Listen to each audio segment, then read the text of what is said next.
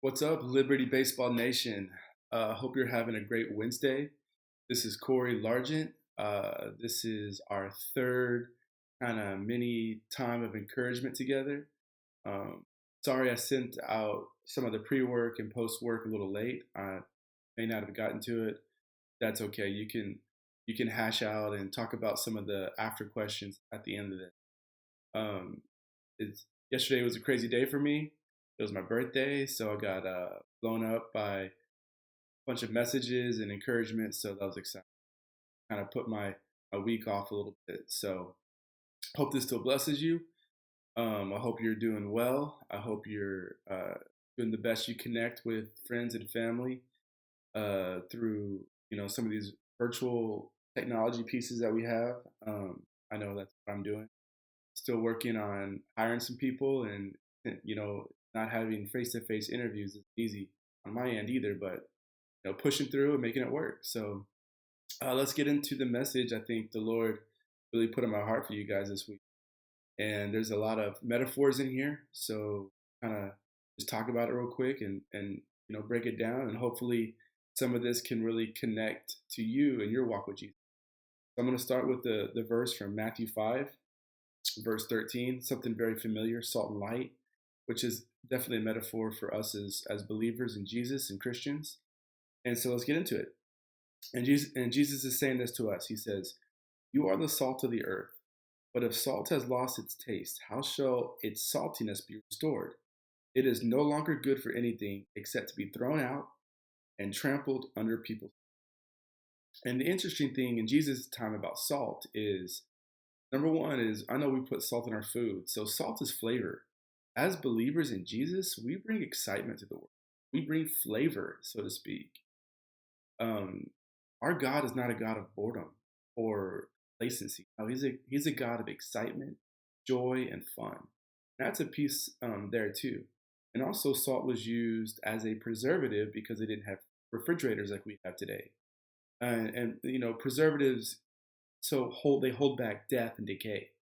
And that's also a cool metaphor for us is through our prayers and petitions to God, is we're able to hold back death and decay, so to speak, metaphorically speaking, as believers, and through prayer and petition and allowing God's Spirit to work in us. So that's some cool merit. So reminder that you are, so to speak, salt of the earth. Verse 14 starts with this: "You are the light of the world. A city set on a hill cannot be hidden. Nor do people light a lamp and put it under a basket, but on a stand, and it gives light to all in the house. In the same way, let your light shine before others, so that they may see your good works and give glory to your Father who..." Two more cool metaphors there. A light of the world and a city set on the hill. Two things. If there's a big city on a hill, people notice it. They look up at it. They lights, and when you're ever in a place with bright lights everywhere, it draws your attention. And I think that's exactly what Jesus is trying to convey here. Is as believers, people are going to notice you. Their attention is going to be on you. Sometimes good and sometimes not good. Sometimes people just want to see if you're going to mess up so they can blame God for you. But in all ways, they're going to notice you. They're going to watch you because you have the Holy Spirit in you. You have God in you. There's something different about you. Why are you so happy? Where's this joy coming from? Wow, they got so much peace right now during all this. I mean, where where is the source of that? And if you don't tell them the source of that is because of your God and Father in heaven inside of you, then know, they're not going to know the true reason to your happiness and joy. But they will notice you because you are light of the world. You are a city set on the hill. So, just some cool thoughts there on that verse in Matthew. Let's go ahead and turn to Philippians 2,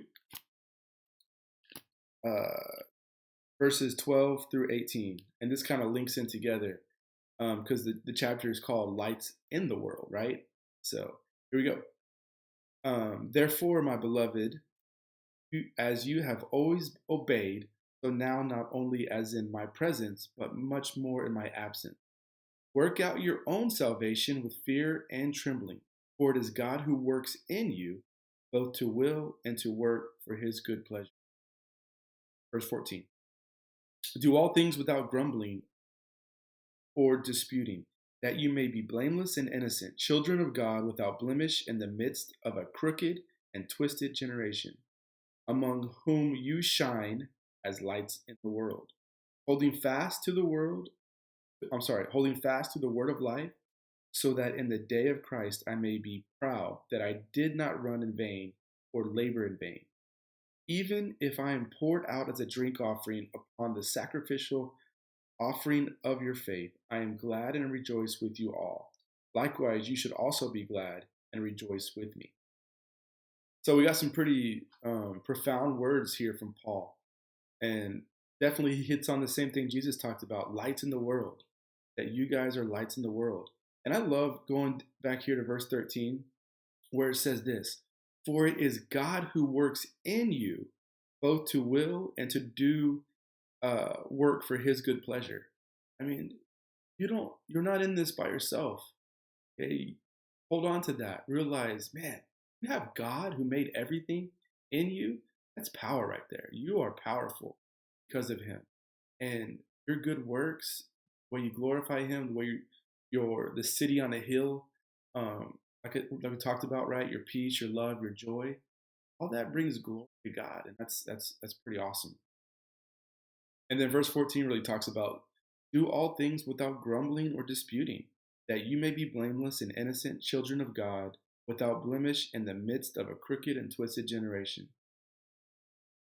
Young men, you are in the midst of a crooked and twisted generation.